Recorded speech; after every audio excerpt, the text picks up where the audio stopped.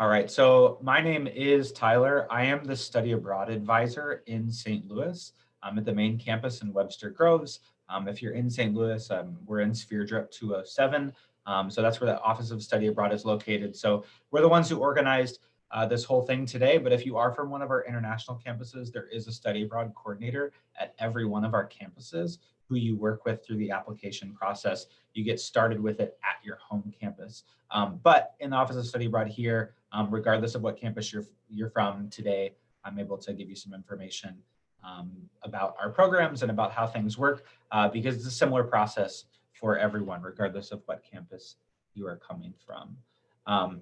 So there's three basic types of study abroad programs that Webster offers. So there's two that everyone offers.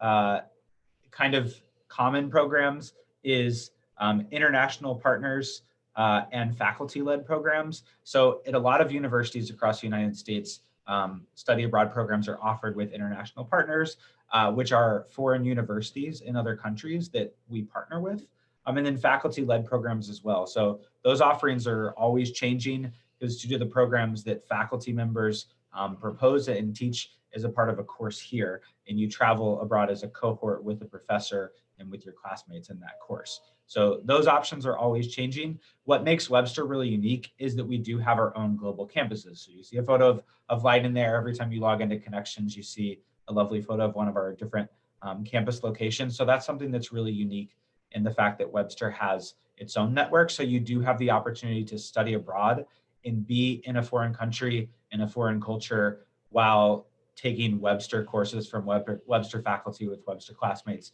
in English. So it's kind of a unique, those are what really makes Webster unique. So we'll talk some about those, but about the other types of programs that we have as well. So our global campuses open for study abroad. So this is kind of assuming you're from St. Louis, I know, which is not the case for everybody. So if you're not from St. Louis, you can include St. Louis in this list. We certainly have students from our international campus that study abroad here in St. Louis.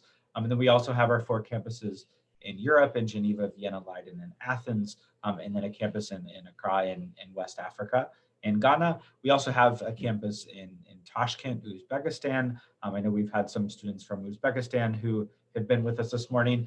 They're not listed here because they're not open as a study abroad destination yet. Our students from Uzbekistan can study abroad throughout the Webster network, but we haven't opened Uzbekistan as a study abroad destination yet, but soon. So stay tuned. If you're a freshman or sophomore, it might be possible before you're done at Webster.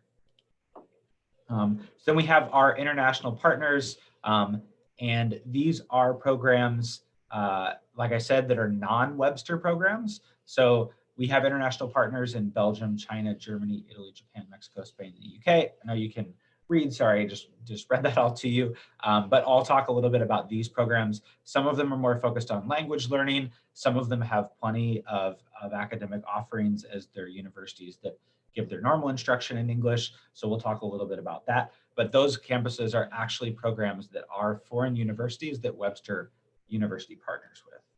And then we have faculty-led programs. So across the bottom here is not the only places we have programs. These are just a few that we've recently sent. So obviously recently is a bit relative now as things have been shut down for about a year now with COVID, but hopefully opening soon. We do have faculty-led programs planned for fall break 2021, and we'll soon have a list published of courses for spring break 2022.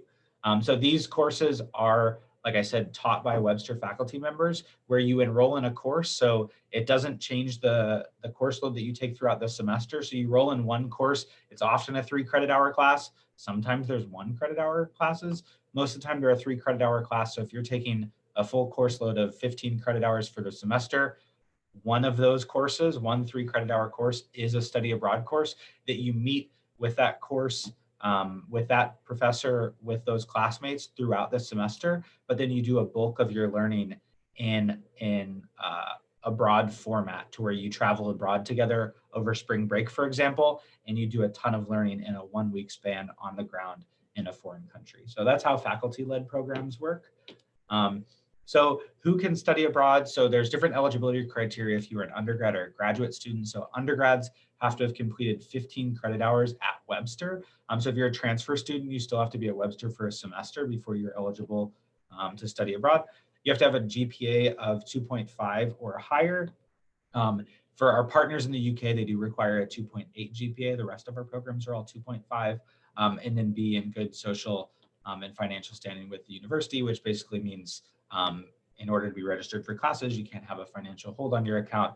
And social standing is if you're not on probation for conduct violations or anything like that, you're eligible to study abroad. For graduate students, it's a little bit different because programs are fewer credit hours. You only have to have completed 9 credit hours to be eligible as a graduate student with a GPA of 3.0. So there's different things to consider when you're thinking about where you want to study abroad.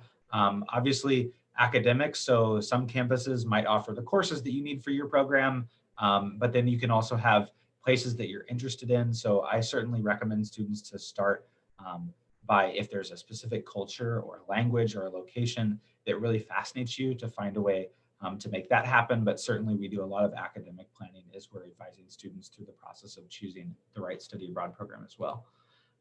So as far as academics, some programs, depending on your major, might require study abroad. So if you're an international studies major, international relations, international business, for example, international human rights, basically if there's international in the title of your major, you are required to study abroad as part of your degree program. A lot of other degree programs do not require study abroad, but it's totally possible. So if you talk with your academic advisor, your academic department, a lot of majors have 4-year degree plans mapped out with study abroad as a part of it. So they can tell you, if this is your major, it's best for you to study abroad the spring of your junior year or the fall of your senior year, for example. So we definitely have students who study abroad as sophomores, juniors, and seniors. But depending on your academic program, there can be a best time for that to work out. So definitely talk with your academic advisor early about planning for that. Especially if your major is not offered abroad, you totally can still study abroad. We have students study abroad all the time for majors that aren't offered abroad. The GCP requirements are available at every Webster International campus. So regardless of what campus you study at, students have the same GCP requirements. So you can get those done while you're abroad. And even if you're studying abroad at a non-Webster location at one of our international partner exchange programs, those courses, while not in the Webster University catalog, so they're not pre-approved for GCP, they can be approved and you can earn GCP credit while studying at one of our partner locations as well. And then also general elective credit, whether you're at Webster or whether you're at one of our international partner exchange programs, you're guaranteed to earn at least elective credit, that all of those courses will be recognized by Webster to count towards the minimum credit hours you need to graduate. Yeah, so especially if your major is not offered abroad, students take a lot of their GCP classes abroad. So definitely if you're a freshman or sophomore right now, you're like, I know I want to study abroad, but my major's not offered.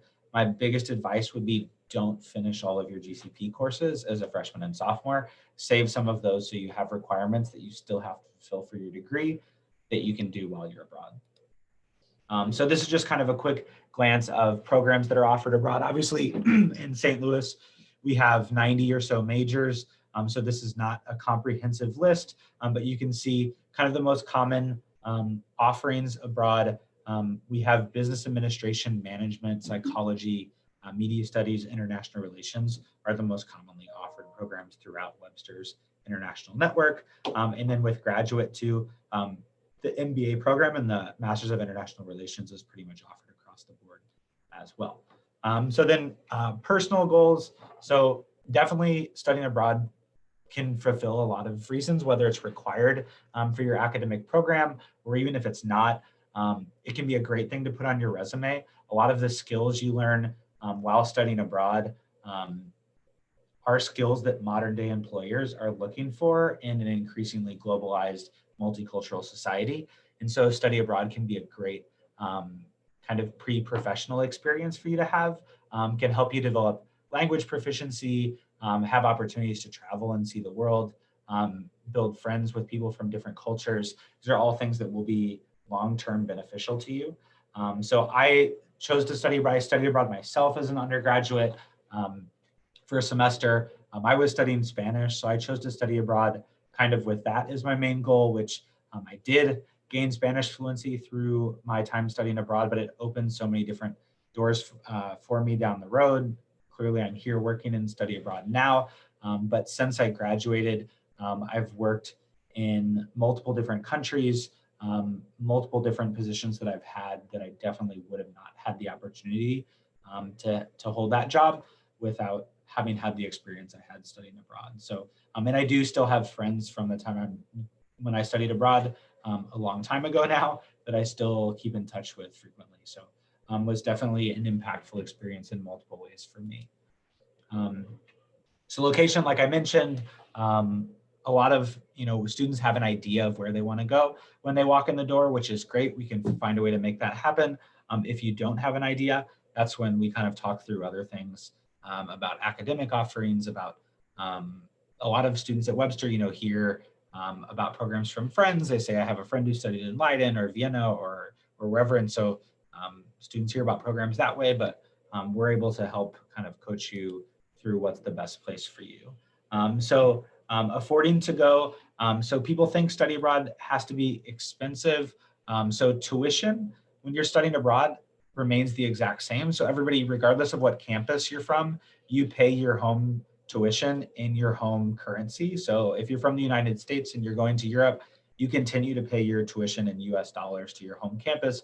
You don't have to worry about paying a different rate in currency conversions, anything like that, which also means that you retain your financial aid package. So whatever financial aid and scholarships that you receive during the semester, so fall or spring semester, that's the exact same. The tuition that you pay is identical regardless of where in the world you are.